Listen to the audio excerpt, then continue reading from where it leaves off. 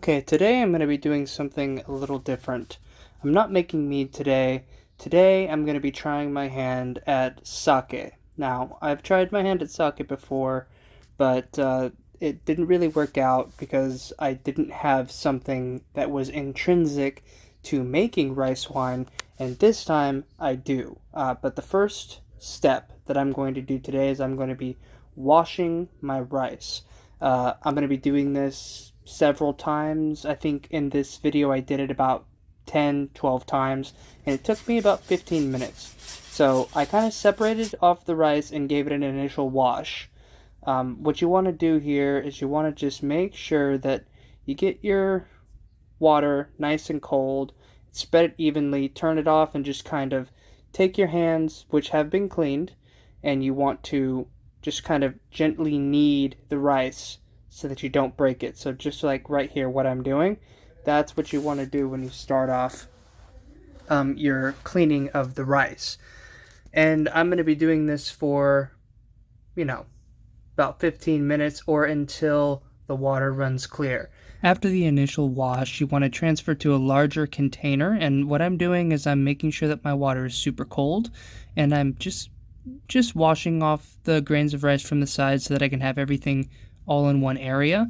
And I'm going to be digging in there, not very hard, but I'm going to be being slightly more aggressive than I was in the initial wash. And this is just to knock off any residual starches that are on my rice. And as you can see, this is how you want your rice water to look. Clear enough so that you can see every individual grain. Next, you're going to want to transfer your drained rice into a stock pot, and we're going to be cooking this for about an hour to an hour and a half, or until the rice looks translucent and sticky. So what's really important with how you prepare sake rice is you want to make sure that you have enough water in there so that it won't burn. And also, sake rice isn't like regular like sushi grade rice in as much as it's not cooked to eat. It's cooked to be kind of chewy and translucent so that the enzyme that we put in later will break down starches that are inside the rice to create sugar. So the pot has been sitting for about 30 to 40 minutes on medium heat, but now I'm going to transfer this translucent looking rice into a larger stock pot filled with boiling water so that we can steam it and also keep the temperature, but also keep the rice off of direct heat. So we're going to take this and we're going to place it inside and then just transfer the pot over and leave it for another 30-45 minutes. Now that my rice has been properly prepared, I'm going to stick a thermometer in here, and I'm going to wait until the temperature reaches 100 degrees because we're going to be adding an enzyme which also includes yeast in this. And as you can see, it's at 157 degrees right now, so it's going to be quite a bit while longer before I can add my enzyme with the yeast to this rice. It's been taking a while for this to cool down properly, so I'm going to split it in half, and I'm going to keep half of it in this little green container and half of it in the pot, so hopefully everything will come down to temperature a lot quicker and I can actually add my enzyme before I have to go to sleep tonight. Once your rice gets to at 100 degrees or below, you want to spread your enzyme around evenly so that it has time to sit.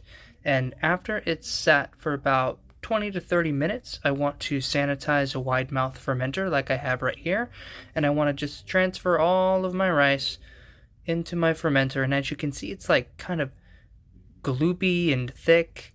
That's how you want it to be. And I'm actually having a lot of trouble getting it off of the spoon because it's sticking to the spoon. So I have two utensils and I'm just trying to get all my rice as much as possible into this fermenter. And it's taking me quite a long time. So as you can see, I have this on fast forward. After that is done, you want to add about a gallon of water to this. There's about a gallon by volume of rice in the fermenter already, so I want to offset that by adding a gallon of water.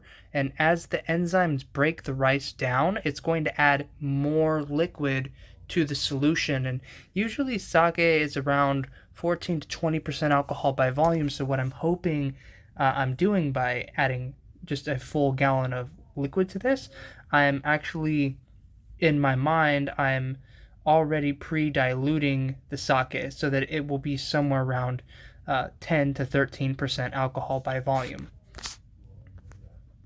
And as you can see here, I have orange flower water because I want this to be flavored with a hint of orange. And I think that something like this, the flavor won't really ferment out, since the orange flower essence is a non-fermentable additive. So I'm just going to add about 16 to 20 dashes of that, put it off to the side, and I'm pretty much done for today. The only other thing that we would have to do to this is put our sanitized lid and airlock on top and make sure that we get a nice airtight seal.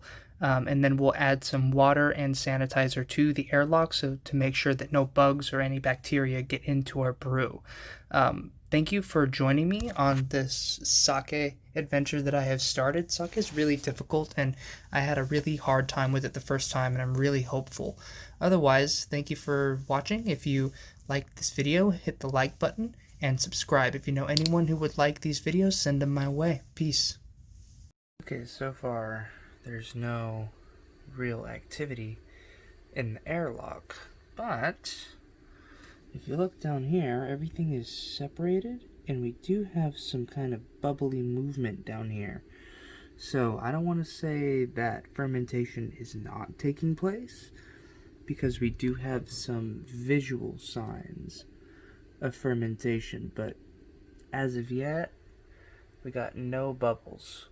But, I mean, it's only the second day. Well, more like a day and a half, so we'll see what happens.